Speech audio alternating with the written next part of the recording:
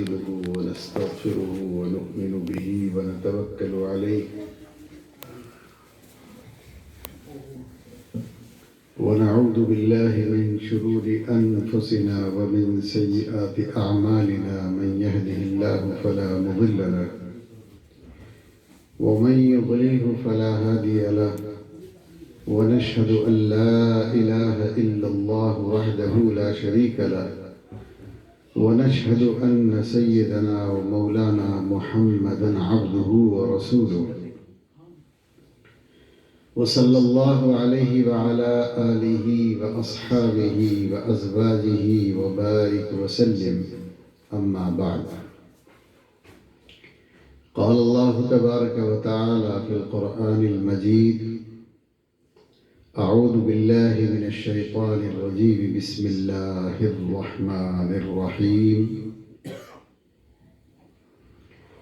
ومن آياته أن خلق لكم من أنفسكم أزواجا لتسكنوا إليها وجعل بينكم مودة ورحمة صدق الله العظيم. محترم حضرات، پس پردہ سننے والی ہماری مائیں اور بہنیں، آج ہمارے اظہر بھائی کے یہاں ان کے صاحبزادے کی شادی کا موقع چل رہا ہے. اس موقع پر ضروری اور بہتر یہ سمجھا گیا کہ کچھ اس عنوان پر بات ہو جائے.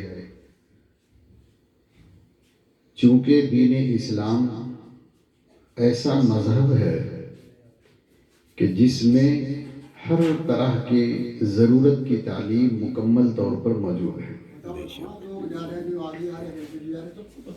ایک مسلمان کی ذمہ داری ہے کہ وہ اپنی زندگی کے تمام فیصلے، زندگی کے تمام کام اور ضروریات کو اللہ کے رسول صلی اللہ علیہ وسلم کے طریقے میں تلاش کرے. اس لیے کہ اس طریقے میں امن ہے، سکون ہے، عزت ہے، راحت ہے، لذت ہے. اس کے علاوہ جتنے طریقے ہیں ان میں شور زیادہ ہے، اٹریکشن بظاہر زیادہ ہے، لیکن اندر سے کھوکھلا پن ہے. صرف عزتیں بچانے کے لیے زندگی جی جاتی ہے، زندگی گزارنے کے لیے نہیں گزاری جاتی. اس لیے مذہب اسلام کس موقع پر کیا کہتا ہے اس میں اس کی مکمل رہنمائی کو سیکھنے کی ضرورت ہے. میں یہ عرض کرنا چاہتا ہوں کہ شادی کا موقع چل رہا ہے، بیٹیوں کا نکاح ہوتا ہے. اس کے بارے میں اللہ نے یا اس کے رسول صلی اللہ علیہ وسلم نے کیا کہا ہے، اللہ کے نبی علیہ السلام نے کیا کر کے دکھایا ہے، تھوڑی دیر اس کا مذاکرہ کرنا ہے. میں نے قرآن کریم کی ایک آیت پڑھی ہے. اس آیت شریفہ میں اللہ تبارک و تعالی نے اپنی بہت ساری نعمتوں کا تذکرہ کرتے ہوئے ایک نعمت یہ ذکر فرمائی، وَمِنْ آيَاتِهِ أَنْ خَلَقَ لَكُم مِّنْ أَنفُسِكُمْ أَزْوَاجًا لِتَسْكُنُوا إِلَيْهَا وَجَعَلَ بَيْنَكُم مَّوَدَّةً وَرَحْمَةً. اللہ تعالیٰ فرماتے ہیں کہ ہماری نشانیوں میں سے ہے یہ بات، قدرت کی، اللہ کی نشانیوں میں سے ہے یہ بات کہ اللہ تعالیٰ فرماتے ہیں کہ ہم نے تمہارا ایک جوڑا بنایا ہے، تمہارا ایک جوڑا پیدا کیا ہے.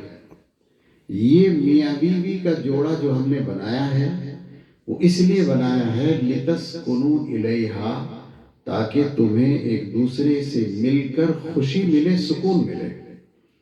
وَجَعَلَ بَيْنَكُمْ مَوَدَّةً وَرَحْمَةً، اور ہم نے اس تمہارے تعلق اور جوڑے کی بنیاد محبت کو بنایا ہے اور رحمت کو بنایا ہے. قرآن کریم کی یہ آیت پڑھنے کے بعد ایک نظریہ معلوم ہوتا ہے زندگی گزارنے کا. نظریہ کیا ہے؟ نظریہ یہ ہے کہ دنیا میں جتنے کام ہوتے ہیں ان سب کاموں کی بنیاد قاعدوں پر، اصولوں پر، ضابطوں پر ہوتی ہے۔ اللہ تعالیٰ نے میاں بیوی کے درمیان کا جو رشتہ رکھا ہے اس میں قاعدے ضابطے نہیں رکھے، اس میں اس رشتے کی بنیاد محبت کو بنایا ہے۔ محبت کسی ضابطے کی محتاج نہیں ہوتی، وہ تو ایک جوش ہے، ایک جذبہ ہے جو دل میں اٹھتا ہے اور وہ اپنا رنگ چاہتا ہے۔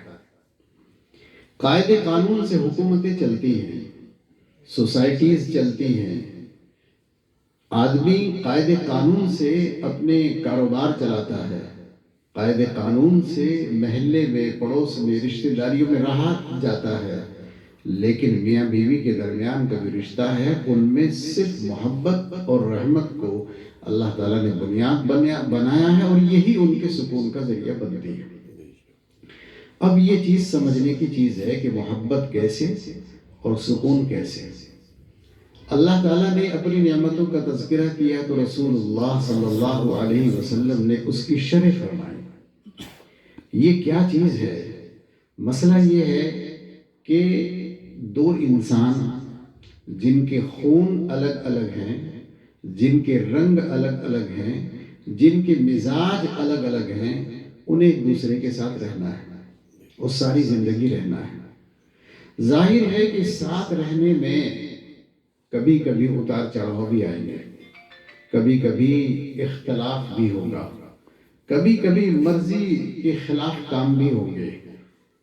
تو اگر ایسا ہوگا تو پھر سکون تو نہیں ملے گا، محبت تو نہیں رہے گی۔ اللہ تعالیٰ نے اس کے بارے میں ارشاد فرمایا قرآن کریم میں، ہن لباس لکم وانتم لباس لہن۔ اللہ فرماتے ہیں میاں بیوی کو ایک دوسرے کو ایسا سمجھنا چاہیے یہ میرا لباس ہے، میں اس کا لباس ہوں۔ شوہر بیوی کا لباس، بیوی شوہر کا لباس۔ لباس کا کیا مطلب ہوتا ہے؟ لباس کا مطلب یہ ہوتا ہے کہ آدمی جب کپڑے پہنتا ہے اس کی کئی وجہ ہوتی ہیں۔ ایک وجہ تو یہ ہوتی ہے، بڑی وجہ، کہ انسان کے سطر کو کپڑا چھپاتا ہے۔ ایسی چیزیں جو دیکھنے کے لائق نہیں ہیں ان پر کپڑا ڈالا جاتا ہے، تو کپڑا پہن کر یہ فائدہ ہوتا ہے کہ انسان کی چھپانے والی چیزیں چھپ جاتی ہیں، بے شرمی، بے حیائی ظاہر نہیں ہوتی۔ دوسرا فائدہ کپڑے پہننے کا یہ ہوتا ہے کہ آدمی کپڑے پہن کر کبھی سردی سے کبھی گرمی سے بچتا ہے، یہ بھی کپڑے پہننے سے حاصل ہوتا ہے۔ تیسرا فائدہ کپڑے پہننے کا یہ ہوتا ہے کہ آدمی کے بدن میں جہاں جہاں کمیاں، کمزوریاں ہوتی ہیں، کہیں سے کالا پڑ گیا ہے، کہیں تن زیادہ ہو گئے ہیں، کہیں سے پھنسیاں نکل آئی ہیں، کہیں سے کٹ گیا ہے، کہیں سے گل گیا ہے، تو وہ سارے حصے کپڑوں میں چھپ جاتے ہیں۔ کوئی عیب کپڑے پہننے کے بعد بدن کا ظاہر نہیں ہوتا، آدمی کپڑے پہننے کے بعد اس کے عیب سارے چھپ جاتے ہیں۔ پانچواں فائدہ کپڑے پہننے کا یہ ہوتا ہے کہ کپڑے پہن کر آدمی خوبصورت لگتا ہے، مزین ہو جاتا ہے۔ آدمی کی زینت اس کے لباس سے ہوتی ہے، جیسا خوبصورت لباس ہوتا ہے ویسا ہی آدمی خوبصورت لگتا ہے۔ یہ 5 وجہ کپڑے پہننے کی ہے۔ اللہ تعالیٰ قرآن کریم میں فرماتے ہیں، ہن لباس لکم وانتم لباس لہن۔ شوہر بیوی کا لباس، بیوی شوہر کا لباس۔ اس کا کیا مطلب ہو گیا؟ یہ 5 وجہ جان کر خود بخود سمجھ میں آ جانی چاہیے بات یہ ہے کہ کپڑے پہن کر آدمی سردی گرمی سے بچتا ہے، تو میاں بیوی جب ایک دوسرے سے ملیں گے تو دنیا بھر کے سارے غم بھول جائیں گے، کیونکہ وہ اس سے اپنے خیالات شیئر کرے گا، وہ اس سے اپنے خیالات شیئر کرے گی، ان کا دل سارا غبار نکال کر دھل جائے گا، صاف ہو جائے گا۔ دنیا میں جو کچھ ہو رہا ہے ہونے دیں، آپ خوش، میں آپ کے ساتھ، آپ میرے ساتھ، تو بیوی کو لگتا ہے میرا کوئی ہے، شوہر کو لگتا ہے میری بھی کوئی ہے، تو وہ اپنے دل کے سارے راز اس کے سامنے رکھتا ہے، تو جیسے گرمی سردی سے بچاؤ ہو جاتا ہے، ایسے ہی دنیا کے حالات کی جو گرمی ہے، جو دنیا کی آفتوں اور مصیبتوں کی گرمی ہے، دشمنوں کا ڈر، خوف، غصہ، ناراضگی لگی ہوئی ہے، تو وہ ایک دوسرے سے ملتے ہیں تو انہیں لگتا ہے دنیا ہماری ساری مخالف ہو جائے، مگر ہمارا ایسا کوئی ہے کہ جو کبھی مخالف نہیں ہوگا۔ یہ لباس کا فائدہ ہے۔ دوسرے لباس کا فائدہ ذکر کیا گیا ہے کہ انسان کے جسم میں جتنی کمزوریاں ہوتی ہیں، کہیں سے کالا پڑ گیا، پھنسی نکل آئی ہے، کہیں سے کٹ گیا ہے، کچھ اچھا نہیں لگ رہا ہے حصہ، تو کپڑے نے اسے چھپا لیا ہے۔ کپڑے نے چھپا لیا، اس کا مطلب یہ ہے کہ انسان مرد ہو یا عورت، ضرور بھی ضرور اس میں کمزوریاں، کوتاہیاں تو ہوتی ہیں۔ کبھی زبانی لغزشیں ہوتی ہیں، کبھی آنکھوں کی لغزش ہوتی ہے، کبھی کانوں کی لغزش ہوتی ہے، کبھی سونے اٹھنے بیٹھنے جانے لینے دینے میں کمزوریاں، بھول ہو جاتی ہے، غلطیاں ہو جاتی ہیں، غصہ آ جاتا ہے، کام بگاڑ دیتا ہے آدمی۔ لیکن وہ ان باتوں کو بنیاد بنا کر وہ ایک دوسرے کو بدنام نہیں کرتے۔ شوہر سے بات کرو کہ آپ کی بیوی تو ایسے کہہ رہی تھی کہ نہیں نہیں ایسا نہیں ہو سکتا، وہ تو بہت اچھی ہیں، بہت بااخلاق ہیں، بہت خدمت گزار ہیں، بہت بڑی مہمان نواز ہیں، تو شوہر کے منہ پر ان کی تعریف، سارے عیب چھپا لیے شوہر نے۔ بیوی سے کسی نے پوچھا آپ کے شوہر تو بڑے غصے باز ہیں، تو بیوی نے جواب دیا کہ بھئی غلط بات پر غصہ تو آنا صحیح بات ہے نا، عقل کے صحیح ہونے کی علامت ہے۔ آدمی غصہ ہی نہ کرے تو پھر آدمی کہاں ہے، اسے پتہ ہی نہیں کہ صحیح کیا ہوتا ہے غلط کیا ہوتا ہے۔ یعنی وہ اس کے عیب کو ایسی خوبصورتی کے ساتھ تراش دیتی ہے کہ سننے والا شرمندہ ہو جاتا ہے کہ میں نے خام خام بات چھیڑ دی۔ تو وہ ایک دوسرے کے عیبوں کو چھپاتے ہیں۔ یہ ہے سکون حاصل کرنے کے ذرائع۔ اللہ تعالیٰ نے اس لیے فرمایا ہن لباس لکم وانتم لباس لہم۔ لباس پہننے کے بعد آدمی کو زینت، خوبصورتی ہوتی ہے۔ بڑھیا لباس پہنیں گے تو آدمی خوبصورت ہو جاتا ہے۔ میاں بیوی کا تعلق جب آپس میں گہرا ہوتا ہے، رشتہ ان کی خوبصورتی کا ذریعہ بنتا ہے، ان کی محبتوں کے بڑھنے کا ذریعہ بنتا ہے، محبتوں کے پھیلنے کا ذریعہ بنتا ہے، ان کے نام اور شہرت کا ذریعہ بنتا ہے ان کا تعلق، جب ان میں آپس میں محبت ہوتی ہے۔ بہت ساری تفصیلات ہیں، عرض کرنے کا مقصود یہ ہے کہ اللہ تعالیٰ نے اس رشتے کی اہمیت قرآن کریم میں بیان فرمائی لِتَسْكُنُوا إِلَيْهَا، کہ تمہیں ایک دوسرے سے مل کر سکون ملے۔ ظاہر ہے کہ یہ سکون کوئی پڑیا تو ہے نہیں کہ کھول کر دوائی کھا لیں گے، اس کے لیے اسباب اختیار کرنے ضروری ہے۔ اسباب کیا ہیں؟ اسباب یہ ہے کہ رسول اللہ صلی اللہ علیہ وسلم کے بارے میں حضرت عائشہ صدیقہ رضی اللہ تعالی عنہا نے فرمایا ہے کہ اللہ کے پیارے رسول صلی اللہ علیہ وسلم جب گھر میں تشریف لاتے تھے تو ہمیشہ مسکراتے ہوئے داخل ہوتے تھے اور سلام کر کے داخل ہوتے تھے، سلام کرتے تھے اور ہنستے ہوئے آتے تھے۔ ظاہر ہے کہ شوہر گھر کا ذمہ دار، جس کا انتظار ہے، گھر میں کھانے کے لیے انتظار ہے، سونے کے لیے انتظار ہے، کپڑوں کے لیے انتظار ہے، اپنی مشکلیں اس کے سامنے رکھنے کا انتظار ہے، اخراجات کے مسئلے پر بات کرنے میں انتظار ہے، بچوں کے مسئلے پر بات کرنے میں انتظار ہے۔ اتنے سارے انتظاروں کے بعد وہ آدمی آ گیا جس سے کام ہے، اور وہ آیا ہنستا ہوا مسکراتا ہوا، تو ظاہر ہے کہ سب انتظار اس کے مسکراہٹ ختم کر دے گی کہ میں آ گیا، اب کوئی مسئلہ نہیں، اب بیٹھیے آرام سے۔ لیکن اگر وہ آدمی منہ چڑھایا ہوا ساری دنیا کا خمار لے کر، غصے کا، چڑچڑاہٹ کا، کاروبار کا، مسائل کا گھر میں داخل ہوگا، تو وہ لوگ جن کے دل انتظار میں ٹوٹ جائیں گے، گھبرا جائیں گے، شرم کی وجہ سے آپ کے سامنے بولیں گے نہیں، اور آپ ان کا دل دکھ جائے گا کہ یہ تو پہلے غصے میں بھرا ہوا ہے، اسے کیا بتائیں گے، یہ تو پہلے چڑچڑا رہا ہے، اسے کیا کہیں گے۔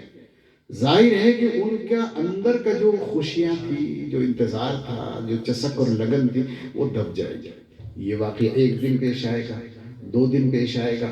شوہر کو اگر عقل سمجھ نہیں ہے تو پھر وہ اس غبار کو نکالنے کے لیے کسی دوسرے کو تلاش کریں گے۔ شوہر دکان پر رہے، سبحان اللہ، وہ ایک دوسرے کو تلاش کریں گے جہاں وہ اپنا غبار نکالیں گے کہ صاحب ایسا ہو رہا ہے، ایسا ہونا تھا، یہ کرنا تھا، وہ کرنا تھا۔ پھر شوہر کو اعتراض ہوتا ہے نہیں صاحب غیر آدمی سے کیوں تعلق قائم کیا، تو موقع تو آپ ہی نے دیا ہے نا، آپ کو تو ہنستے ہوئے داخل ہونا تھا، مسکراتے ہوئے داخل ہونا تھا۔ تو رسول اللہ صلی اللہ علیہ وسلم کی تعلیم یہ ہے، آدمی اپنے کاروبار کی چڑچڑاہٹ کاروبار میں چھوڑ کر آئے، دکان میں چھوڑ کر آئے، گھر میں داخل ہو تو اللہ کے نبی علیہ السلام کا طریقہ اختیار کرے، ہنستا ہوا، مسکراتا ہوا، سلامتی بھیجتا ہوا داخل ہو، السلام علیکم ایسے کہتے ہوئے اندر داخل ہو، تو گھر والوں کو لگے ہمارا کوئی آ گیا ہے، اب ہمیں کسی کی ضرورت نہیں، ہمارا آدمی آ گیا ہے۔ شادی میں، محفلوں میں ملاقات ہو تو عورتیں اپنے شوہروں کو دیکھ رہی ہیں، ہماری طرف کب دیکھیں گے آپ کے لیے تیار ہوئے ہیں۔ تو بات یہ ہے، یہ سکون اختیار کرنے کے اسباب ہیں۔ باہر ایک کنٹری میں، ویسٹرن کنٹری میں میری ایک صاحب سے ملاقات ہوئی، تو وہ دو میاں بیوی کے درمیان جھگڑا تھا، اور ان کی شادی کو تقریباً 22 سال گزر گئے تھے، اتنے دن سے شادی چل رہی تھی۔ اتفاق یہ ہے کہ دونوں کے دونوں پی ایچ ڈی تھے، دونوں کے دونوں پی ایچ ڈی تھے، لیکن ان کے درمیان اختلاف کچھ ایسا بڑھ گیا کہ انہیں لگا کہ اب ہمیں الگ ہو جانا چاہیے، طلاق ہو جانی چاہیے ہمارے درمیان۔ تو شوہر نے مسجد میں مجھ سے ملاقات کی، مجھ سے کہا کہ آپ سے بات کرنی ہے، مجھے سلسلے میں بات کی، انہوں نے سنا، میں نے کہا ہمارے مسئلے کا کیا حل ہے؟ اختلاف روزانہ بڑھ رہا ہے، روزانہ اختلاف بڑھتا جاتا ہے، ہم اپنے مسئلے کو کیسے حل کریں؟ آپ مذہب اسلام کی روشنی میں کیا بتاتے ہیں، ہم کیا کریں؟ میں نے ان سے کہا آپ اپنی بیوی کو بھی لے کر آئے، دونوں سے بات کریں۔ دونوں آ گئے، دونوں سے بات کی، تفصیلی بات کی، بہت اچھی طرح سے سنا سمجھا۔ مجھے سوائے اس کے کہ ان کے اختلاف میں کچھ نہیں ملا کہ مرد کی چڑچڑاہٹ عورت کو پریشان کر رہی ہے۔ مجھے یہ محسوس ہوا، مرد غصے کے ساتھ آتا ہے، کاروبار میں خلل ہو رہا ہے، صحت میں خرابی ہو رہی ہے، بس وہ چڑچڑاہٹ مسائل کے بگڑنے کا ذریعہ بنتی ہے۔ قاری صاحب آگے تشریف لیں، آگے آپ آگے، آپ آگے تشریف لیں، آگے آگے تشریف لیں۔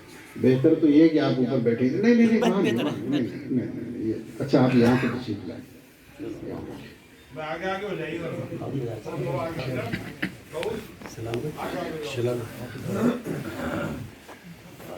دونوں کے دونوں پی ایچ ڈی تھے، بس دماغ دونوں کا گرم رہتا تھا اور طلاق کی نوبت آ رہی تھی۔ تو مجھے یہ محسوس ہوا کہ آپس میں سوائے اس کے کہ تھوڑی چڑچڑاہٹ کی وجہ سے اختلاف بڑھ رہا ہے، تو میں نے ان سے کہا کہ آپ اللہ کے نبی علیہ السلام کی ایک سنت پر عمل کر لیجیے، اور پھر ہم اس موضوع پر کہ آپ الگ ہونا چاہتے ہیں 1 مہینے کا وقت دے دیجیے، 1 مہینے سے پہلے آپ فیصلہ نہ کریں، 1 مہینے کے بعد فیصلہ کریں، 1 مہینے تک آپ میرے کہنے سے اللہ کے نبی صلی اللہ علیہ وسلم کی سنت پر عمل کر لیجیے۔ انہوں نے کہا جی کیا سنت ہے؟ تو میں نے ان سے عرض کیا کہ حضور صلی اللہ علیہ وسلم کی سنت یہ ہے کہ جب وہ گھر میں داخل ہوتے تھے تو ہنستے ہوئے مسکراتے ہوئے آتے تھے، یہ حضرت عائشہ صدیقہ رضی اللہ تعالیٰ عنہ نے بتایا، اور سلام کر کے داخل ہوتے تھے۔ سنت پر عمل کر لیجیے۔ بیوی سے میں نے کہا آپ کے لیے بھی ہے، حضرت عائشہ صدیقہ رضی اللہ تعالیٰ عنہ اللہ کے رسول صلی اللہ علیہ وسلم کا یہ عمل نقل کر رہی ہیں کہ اللہ کے نبی علیہ السلام اندر تشریف لاتے تھے تو ہنستے ہوئے مسکراتے ہوئے آتے تھے، تو حضرت عائشہ بھی کم نہیں تھی، وہ بھی ہنس کر مسکرا کر استقبال کرتی تھی۔ تو آپ سے درخواست یہ ہے کہ آپ بھی اپنے شوہر کو ہنس کر مسکرا کر ان کا استقبال کریں۔ بس یہ ایک کام آپ کر لیجئے، 1 مہینے کے بعد مجھے 1.5 مہینہ وہاں رہنا تھا، تو 1 مہینے کے بعد ہم بات کریں گے۔ نتیجہ یہ ہوا کہ الحمدللہ انہوں نے 1 مہینہ عمل کیا، اور 1 مہینے کے بعد پھر وہ آئے تو میں نے کہا میں پہلے آپ کی بیوی سے بات کروں گا، کیونکہ شکایت انہیں کو زیادہ تھی۔ میں نے تنہائی میں ان سے کہا، میں نے کہا اب کیا ارادہ ہے؟ کہ نہیں اب تو کوئی ارادہ نہیں، جھگڑا ہی ختم ہو گیا ہے، تو ہنستے ہوئے آتے ہیں، اچھے سے بات کرتے ہیں، کوئی مسئلہ تو ہے ہی نہیں ہمارے بیچ میں۔ تو رائے بدل گئی ان کی ایک سنت پر 1 مہینہ عمل کرنے کے بعد۔ یہ عمل زندگی بھر ہو جائے تو ماشاءاللہ کیا بات ہے، کیا بات ہے۔ بتانا یہ کہ قرآن حدیث کے اندر جو تعلیمات ہیں مکمل اور جامع ہیں، انسان کی فطرت اور طبیعت اور مزاج کو سامنے رکھ کر طے کی گئی ہے۔ ہمارا پیدا کرنے والا اللہ ہے، وہ ہمارا انجینئر ہے۔ انجینئر جو ڈیزائن کرتا ہے، ڈیزائن کو اسی حساب سے آپ استعمال کریں گے تو بہتر ہوتا ہے۔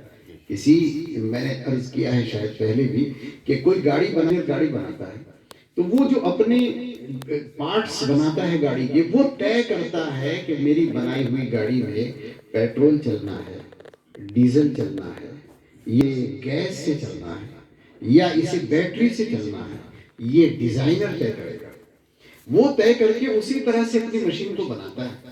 اب اگر آپ گاڑی خرید لیتے ہیں اور گاڑی خریدنے کے بعد آپ سے کہا جائے کہ بھئی اس میں تو لکھا ہے پیٹرول ڈالنا ہے، اور آپ کہنے لگے نہیں صاحب تیل ہی تو ڈالنا ہے، پیٹرول تو بہت مہنگا ہو گیا ہے، ہم تو ڈیزل ڈال لیں، یہ ہم تو تیل ہی تو ڈالنا ہے، تو سرسوں کا تیل ڈالنے میں کیا ہوا؟ آپ سے کہا جائے گا نہیں پیٹرول کی گاڑی، ارے کون اتنا خرچہ کرے گا، ہم نے تو پورا پیسہ دے دیا ہے، اب تو پیٹرول بہت مہنگا ہو گیا ہے۔ تو ذرا پیٹرول والی گاڑی میں سرسوں کا تیل ڈال کر دیکھیں تو نتیجہ آپ کو خود ہی معلوم ہو جائے گا۔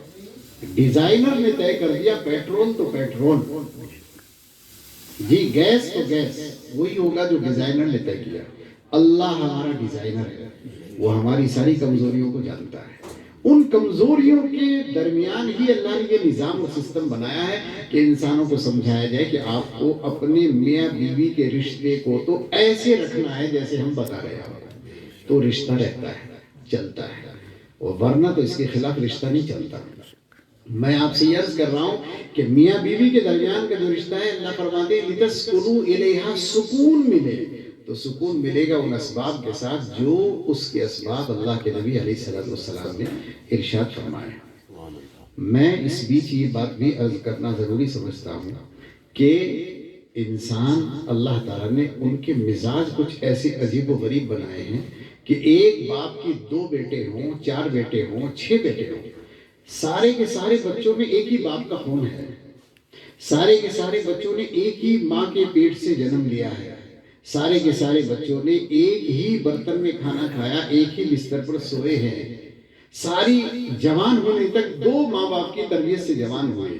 اس سب کے باوجود بھی چاروں کا 6 کا مزاج الگ الگ ہے، کوئی سست ہے، کوئی تیز ہے، کوئی ایڈوانس مائنڈ ہے، کوئی سمجھتا ہی نہیں ہے بات کو، کوئی ایک دم ایسا لیزی ہے، اٹھتا ہی نہیں، اور ایک کوئی ایسا ہے کوئی سوتا ہی نہیں۔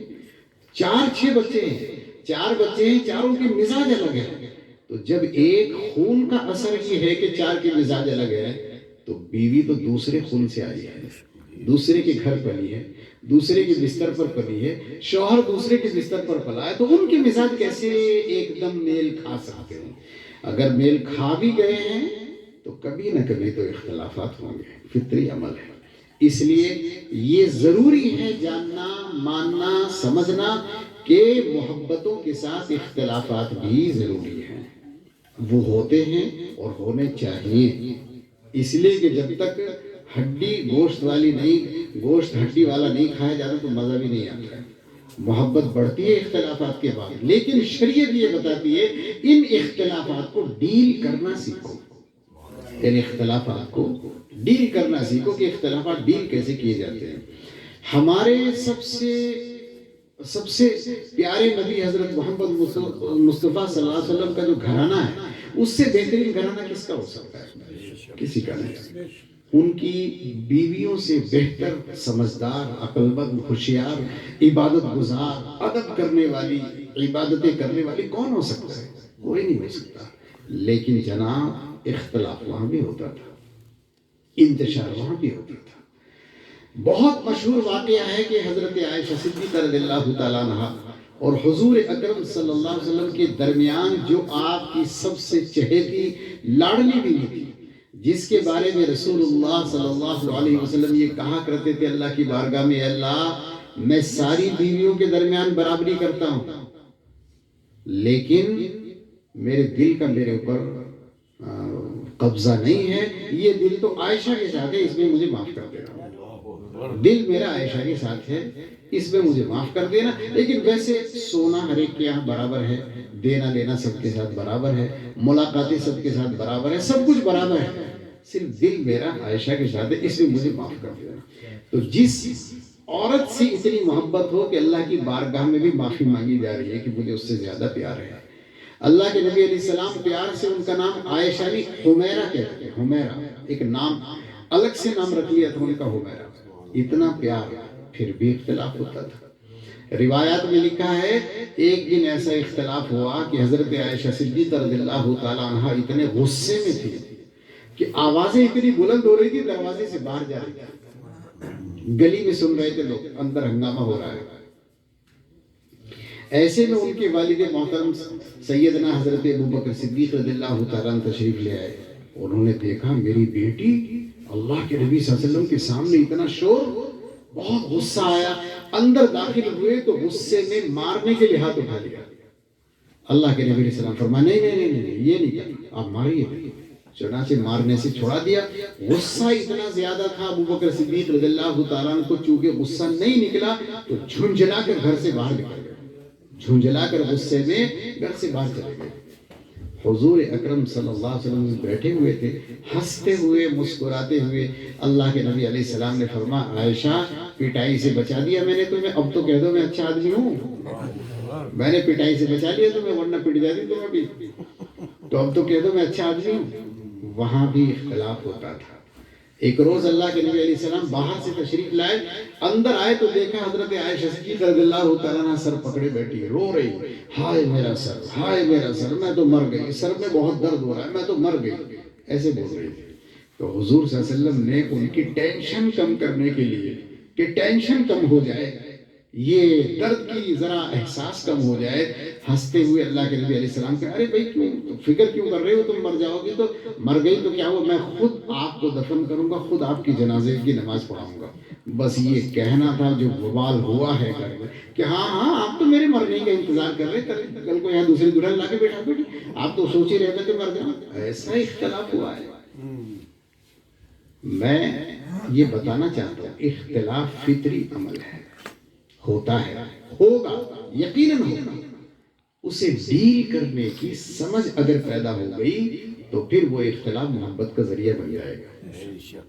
اسے ڈیل کرنا سیکھنا چاہیے. وہ کیسے ہوتا ہے؟ اس کے لیے باقاعدہ کتابیں پڑھنے کی ضرورت ہے، اس کے لیے باقاعدہ تعلیم کی ضرورت ہے. ہم نے اپنے بزرگوں سے سنا ہے، ہمارے بزرگان دین، ہمارے بڑے جو لوگ جب شادیاں کرتے تھے تو شوہروں کو تو تعلیم ہی ملتی تھی کہ انہیں ساری واقفیت ہوتی تھی، لیکن لڑکیوں کے لیے بطور خاص یہ تھا کہ 3 سورتیں قرآن کریم کی، سورہ نور، سورہ حجرات اور سورہ نساء.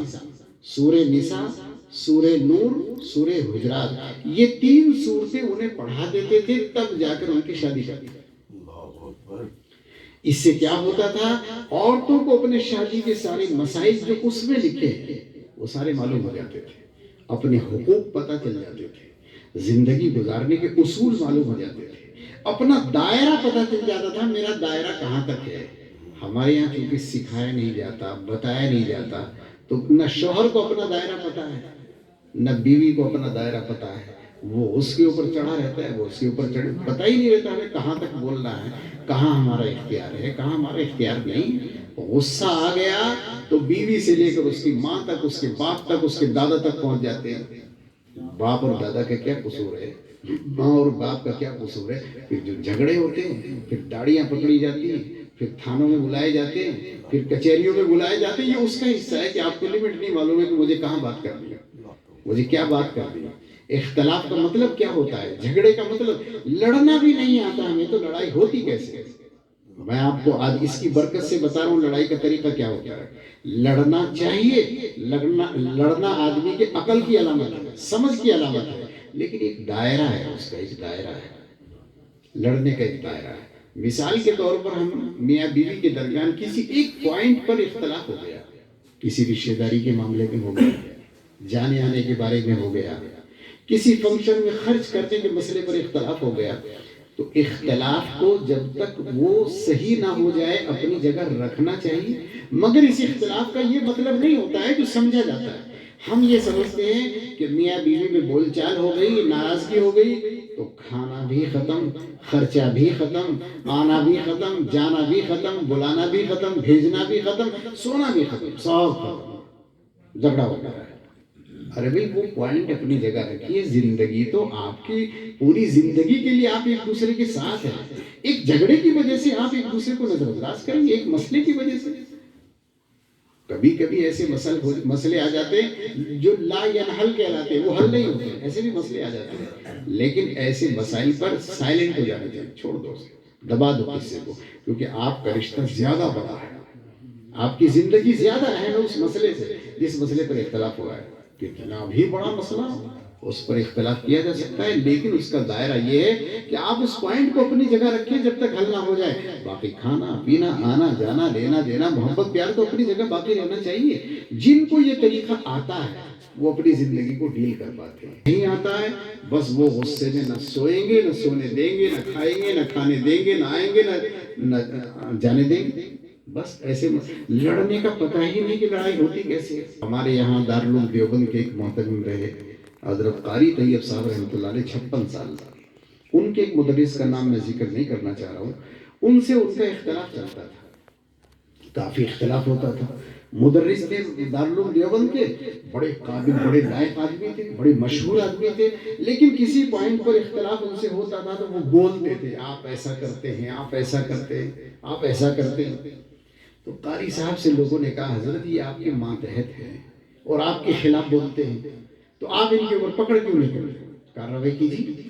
قاری صاحب نے کہا وہ میرے خلاف بولتے ہیں، دارالعلوم کے خلاف نہیں بولتے ہیں، وہ دارالعلوم میں کام کر رہے ہیں تو دارالعلوم کا کام تو ٹھیک کر رہے ہیں نا، میرے ذاتی میرے بارے میں اختلاف کرتے تو مجھ سے ہے نا لڑائی، تو میں اپنی بات کو اپنے آپ جانوں گا تو میں کیوں کارروائی کروں، وہ اپنا کام تو ٹھیک کر رہے ہیں نا۔ یہ لڑنے کا طریقہ ہے، اختلاف اپنی جگہ۔ یہ تو میں نے یہاں کی مثال دی تھی، میں بڑی والی مثال دیتا ہوں آپ کو، بہت بڑی مثال۔